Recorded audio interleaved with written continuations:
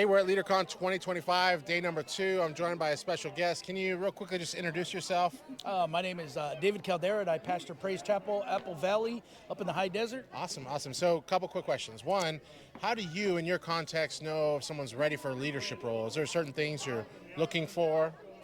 What I look for in someone that I'm considering for leadership is that I first look at their heart, and if they have a heart for people, if they really genuinely care for people, and their focus is on putting the needs of other people that are less fortunate than themselves ahead of their own, that's one thing I look for. The other thing is if they're able to be responsible and accountable for their actions. Like if they do something wrong and they'll just come out and say, hey, I messed up.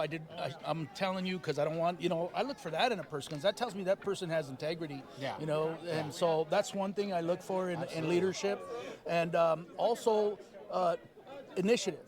If someone is just the type of person who sees something needs to be done and takes that initiative to get it done and then comes back later and says, hey, you weren't here.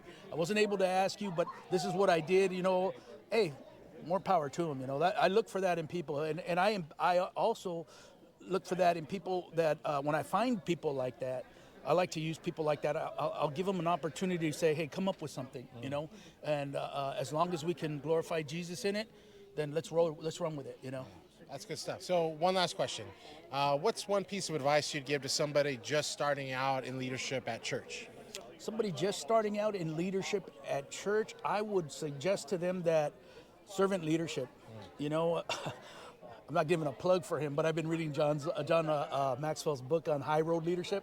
Nice. And he talks a lot about servant leadership and how Jesus was a servant leader, and how as leaders ourselves, we can use our roles in our leadership positions to empower other people to lead.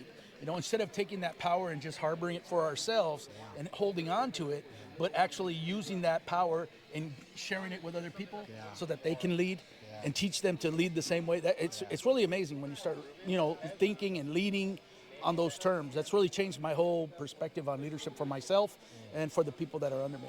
That's wonderful. Thank you so much. Hey, appreciate it.